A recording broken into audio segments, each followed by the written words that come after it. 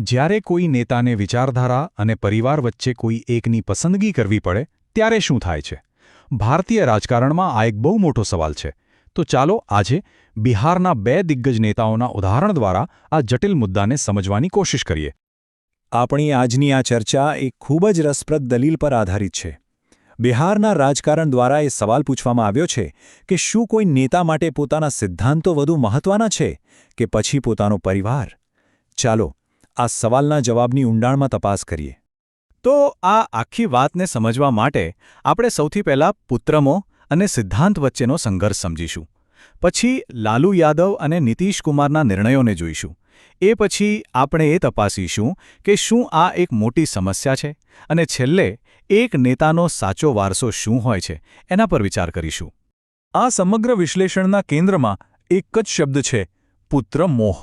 સ્ત્રોત મુજબ આ એ લાગણી છે જે કોઈપણ નેતાને એના જાહેર કર્તવ્ય અને રાજકીય આદર્શોથી વિરુદ્ધ પોતાના પુત્રના હિતમાં નિર્ણય લેવા માટે મજબૂર કરી શકે છે.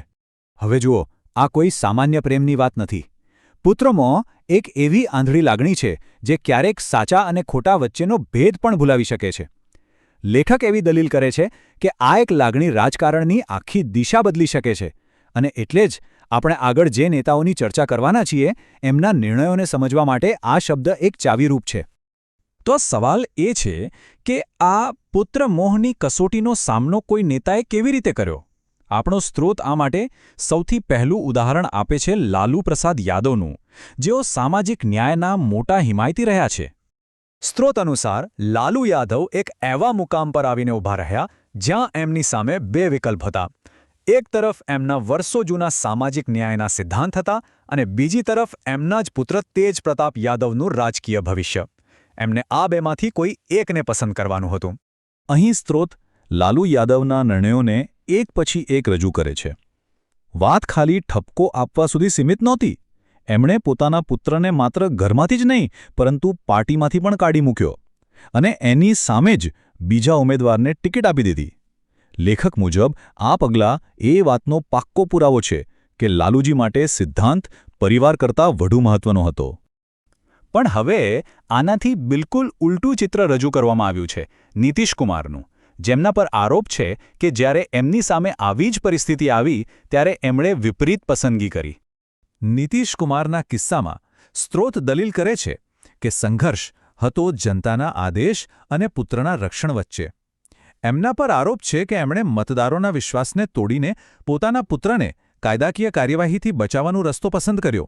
લેખક એક પછી એક આરોપ લગાવે છે. એમના મતે આ ક્રિયાઓ માત્ર રાજકીય દાવપેચ નહોતી, પરંતુ પુત્રમોહથી પ્રેરાઈને પોતાની જવાબદારીઓનો મૂળભૂત ત્યાગ હતો. પણ રોકાઓ, સ્ત્રોત દલીલ કરે છે કે આ વાર્તા ફક્ત બે માણસોની નથી. આ તો એક ઘણી વ્યાપક રાજકીય સંસ્કૃતિનું લક્ષણ છે, એક પેટર્ન છે. પોતાના મુદ્દાને સાબિત કરવા માટે લેખક બીજા પણ ઉદાહરણો આપે છે. આ સ્લાઇડમાં રામવિલાસ પાસવાનથી લઈને બીજા ઘણા નેતાઓના નામ છે, જેમણે કથિત રીતે પોતાના પરિવારના સભ્યોને રાજકારણમાં આગળ વધારવા માટે સિદ્ધાંતો સાથે સમાધાન કર્યું. આનાથી એવો સંકેત મળે છે કે આ કોઈ એકલદોકલ ઘટના નથી.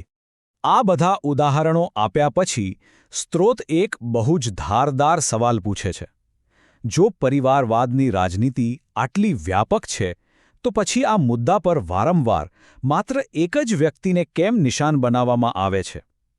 આ સવાલ એક સંભવિત બહેવડા ધોરણ તરફ ઇશારો કરે છે.